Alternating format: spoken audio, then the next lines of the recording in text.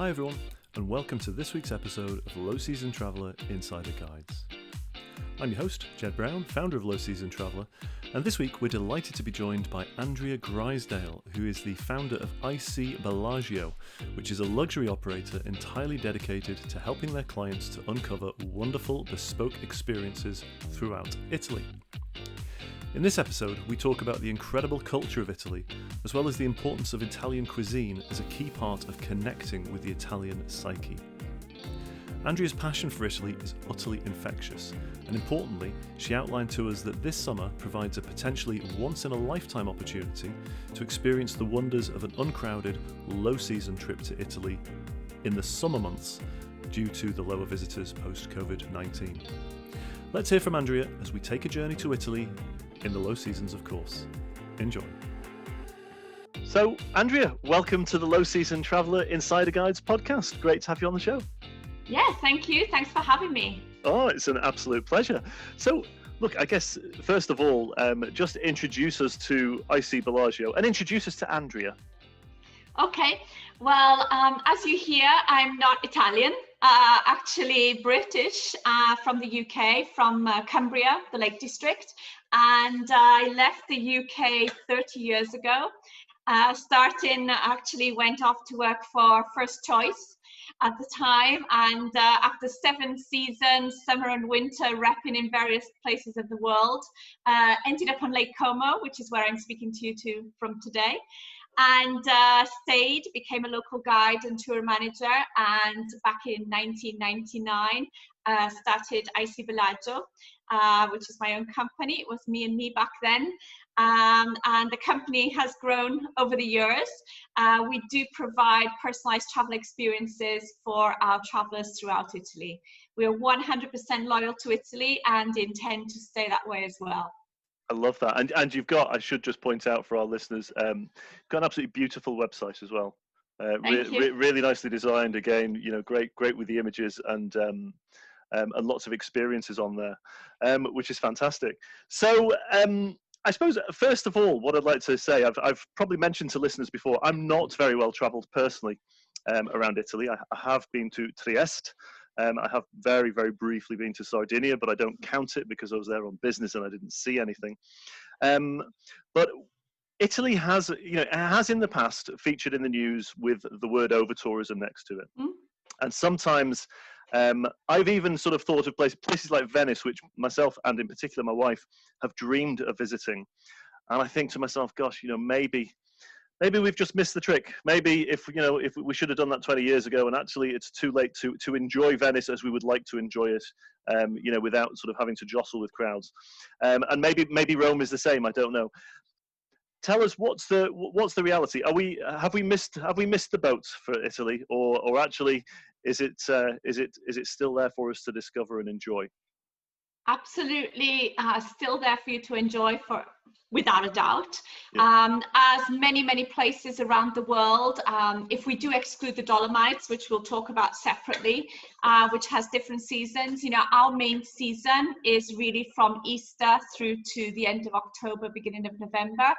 But in all honesty, a huge trend that we have been seeing over the last few years, and one for which I'm a huge advocate because I think it's the best time to see the country, is during the low season months, which would, for the majority of Italy, would be really beginning of November through to, mid-March or whenever Easter actually falls.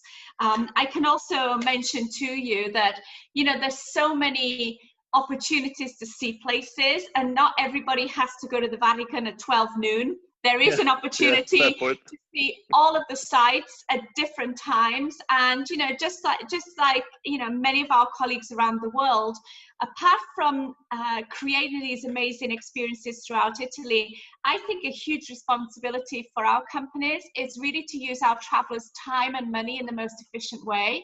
And looking at when the cruise lines are going to be turning up at a site, or looking at when people are getting off the ship and heading to the Cinque Terre, is obviously things like that we take into consideration. And when we are planning trips, we do plan them in the way that our guests are actually enjoying these main sites, let's call them, when there are fewer people there. Yeah, absolutely.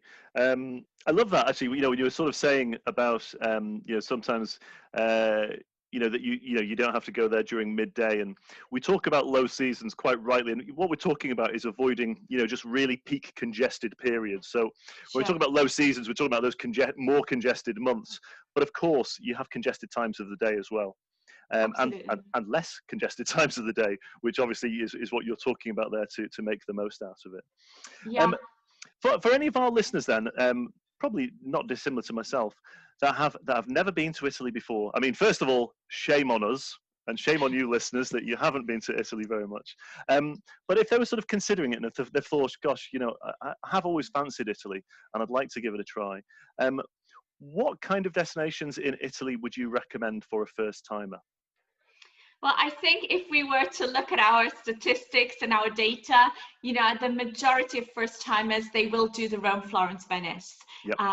Which is, Rome, I think, is a really fantastic place to start any trip to Italy, just because it tells the story of Italy. And I think it helps anybody understand why Italy the way it is. Yep. And it really helps you connect all the dots. So, the fact that we also have Fiumicino, it's really well served as an airport. We have some, great flight connections there. It's a great place to start.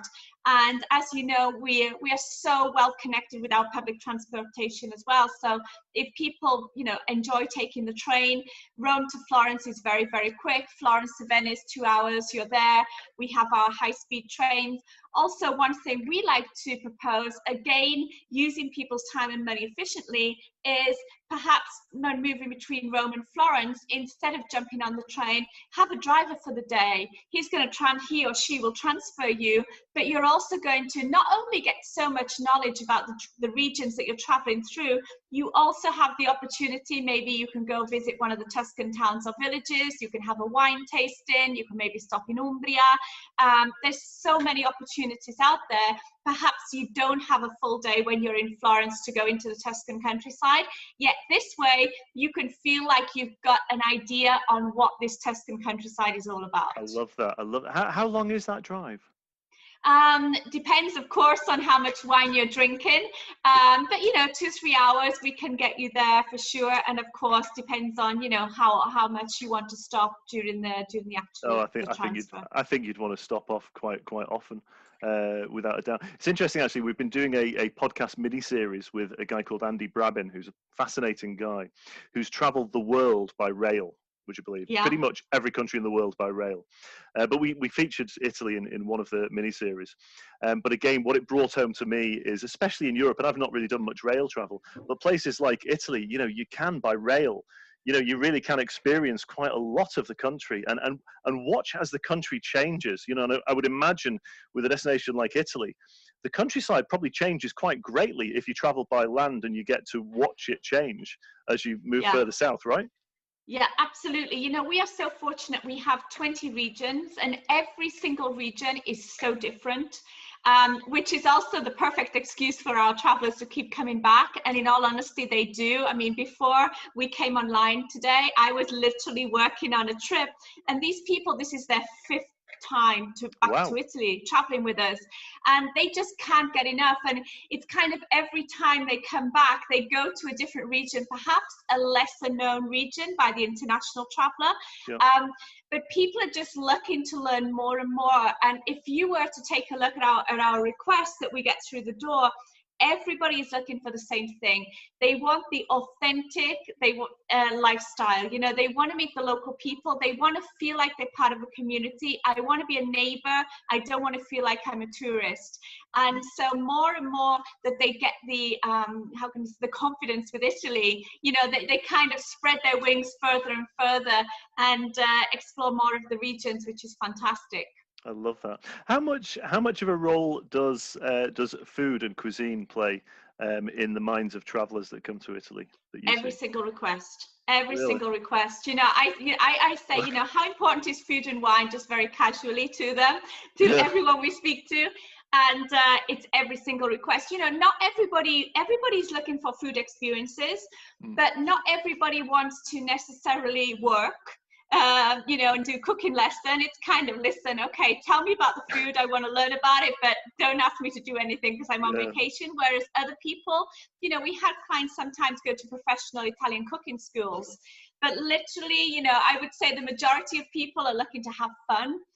Maybe find, nonna, the grandma in the middle of nowhere, perhaps even with a translator, just getting your hands dirty and learning something. But at the end of the day, it's all about fun. We created about 2 years ago gelato making lesson in Rome, and we did this deliberately with families in mind, thinking, those poor kids in the middle of summer, in Rome, all of that history, the monuments, the whole thing, give them a break, give them something fun to do in the afternoon. I have to tell you, there are more couples who have booked the gelato making experience than any of the families. But it's not so much around the food. I think it's about what happens around food and the opportunity to make friends and really to, again, take a step inside people's lifestyle. There's so much to it, isn't it? I was not so long ago in Australia, and we did. I've never been one for. I was never a particular wine drinker, if I'm honest. And we did some of the. We stopped off at some of the vineyards, and you get to have a sort of a tour around, and then you get to experience and taste some of the wines, and you taste the wines overlooking the vines on which they're grown, and the sun's shining. And I brought some of the wine back with me, as you do, all the way from Australia. It didn't taste quite the same when I was in Rochdale. And it's that thing of, it connects you to the place. There is nothing like eating the food that's grown around about that place and drinking the wine that's grown roundabouts and experiencing it there. There's something, it's more than just the food, isn't it? It's more than just the produce. It's everything. It's that full ambiance. Yeah, and another thing that we created, because I think one of the experiences, where reading people's feedback about their trips, and where was your expectation not met 100%? It was always centered around bars, and the reason is this. So many people, I think they come to Italy, they book their trip, they all watch Under the Tuscan Sun, and they think they're going to come to Italy, they're going to find a local bar in the middle of nowhere, and they're going to walk in and everybody's going to greet them with a big smile, and they'll sit down and have great conversation and play cards with the local people, and they'll be in touch forever, their kids will marry each other, and life is happy. But obviously it's not like that. If you go into a very, very local bar, you walk through the door and everybody's going to stop still and look at you, who are these aliens? No one is going to speak English, because guess what? We're in Italy, we speak Italian. And so the experience is not up to the expectation of the client, of the traveler. So we actually created Aperitivo Tours. And these are our guides, or our hosts in the various destinations throughout the country. And literally, it's more of a friend who's accompanying our travelers around, maybe the city, the town, the village, wherever, going to some local bars where they will actually also know people. And they have the opportunity not only to enjoy drinks together and have great conversation, but also to introduce our travelers to their friends, to their family, the people they grew up with, and really help them immerse themselves in the local culture.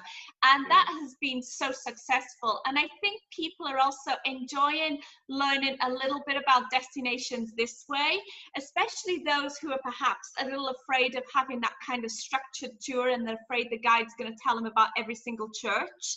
I want to learn about the culture, I want to learn about the people, don't tell me the history because I don't care. So that has really been very successable, and I know our guides, they love it as well, because it's just a great opportunity to meet new friends, basically.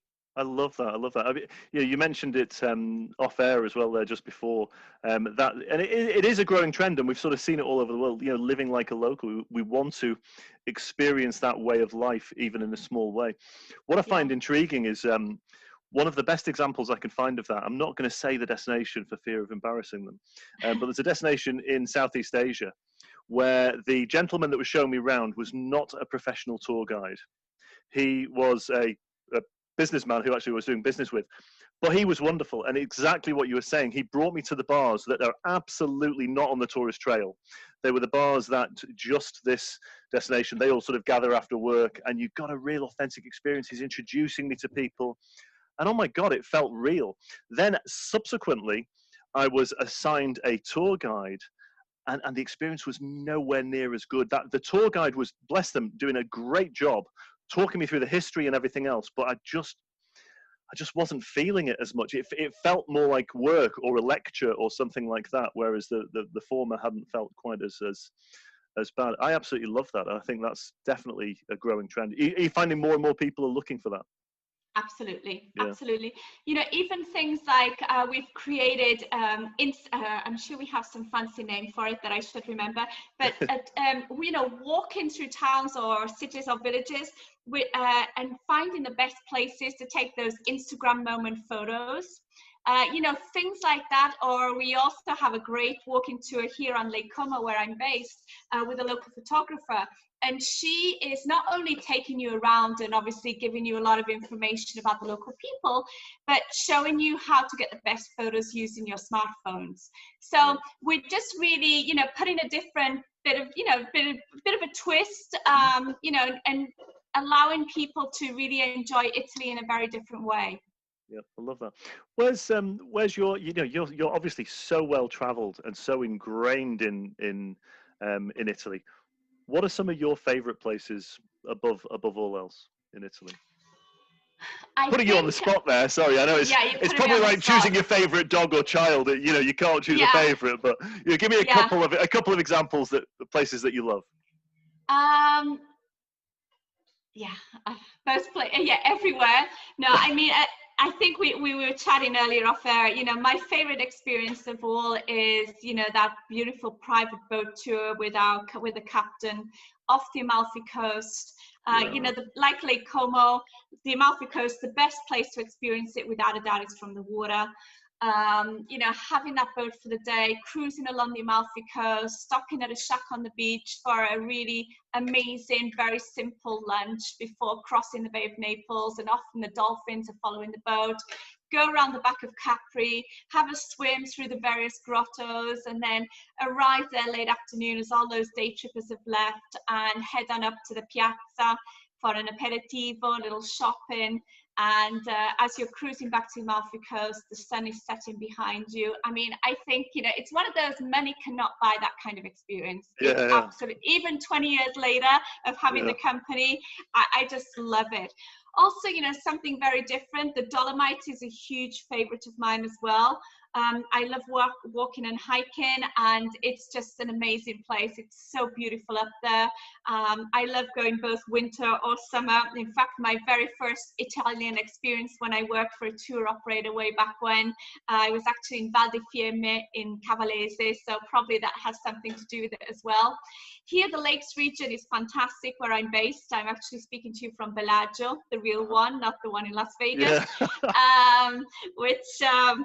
which is really a beautiful place to be based, because we're literally an hour away from Milan, and we have everything on our doorstep. We have Switzerland just across the other side of the mountain. To the north of us, we also have St. Moritz. But every single region, you know, we have 20 regions, everything has something different to offer. Very soon, I'm heading down to Forte dei Marmi, Viareggio, that area, where we have some great beaches. I like to stay there and go visit or hike the Cinque Terre from actually staying somewhere else. I prefer not to stay personally in the Cinque Terre, more because I think there's much more variety of accommodation as well, either further north, Santa Margherita, Portofino area, or down in Forte dei Marmi. But every single region, it's all about the people, you know. And as you know, in Italy, I think a huge draw are the Italian people, who are amazing, and put that together with the food, the wine, and everything that the country has to offer. You know, where else would I want to live, really? Absolutely. When you talk about the Dolomites there, and I was speaking to actually a gentleman called Lars from the Radisson Blu. Shout out to Lars in Andermatt, and he was saying how, you know, in the mountain, you know, resorts there, the summer season, the summer months are actually the lower season. You tend to get less visitors. Is that the case in Italy? Are there some the low season sort of spread? I mean, I know we sort of say broadly for Southern Europe, broadly speaking, you know, the peak months are, those summer months and the off-peak, the low season months or the winter months. For areas like the sort of mountain regions, does it differ, or is it still exactly the same? No, it definitely differs. So we would go to the Dolomites for the summer. We call the summer in the Dolomites, which would be high season, from June through to September. Yep. Okay. That's when, and then they will reclose and then open at the beginning of December for the winter season. Yeah. And they usually go through to about the beginning of April, and then close a little bit and then reopen. Very good. Yeah. And also, again, we were speaking off air, but I think it is important. So we're recording this at the time of COVID-19, and we're all doing these via Zoom and everything else. And I thought what was really interesting is when you were speaking off air, you were talking through to me how everything is starting to open up in Italy now, that you're experiencing.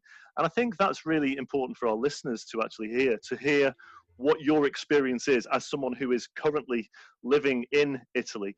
So would you mind just sharing with us, sorry, once again, but this time on air, your experiences of what's going on in Italy right now, as it's starting to open up for the summer season? Yeah, absolutely. So the majority of our hotels are starting to open up actually within the next 2 or 3 weeks. I think everybody is very clear on the fact that they're not probably going to make a profit this year. But in all honesty, it's not about profit. It's about opening back up, getting back to normal, giving people their jobs back again. We all know how important tourism is to society and how much business tourism brings to us. Many of our hotels are opening perhaps with only a third of their rooms open or half of the number of rooms, obviously respecting the various protocols and safety guidelines. I can tell you that I am literally enjoying everything that I enjoyed before. I'm playing tennis, I'm having drinks with friends, I'm having pizza, we're going to the restaurant. Last night we were out on our jet ski on the lake and we went for an aperitivo, although I know I'm making you jealous, I should stop saying all this. You really are, actually. Our lives are so different right now. Yeah, the bars are open for our cappuccino brioche. I picked up some pastries for our office because we reopened our office yesterday after 3 months of being smart working from home. And the only big difference for me, how I'm living today, is I walk around with a mask when I'm outside, when I'm in a place with people where there's other people.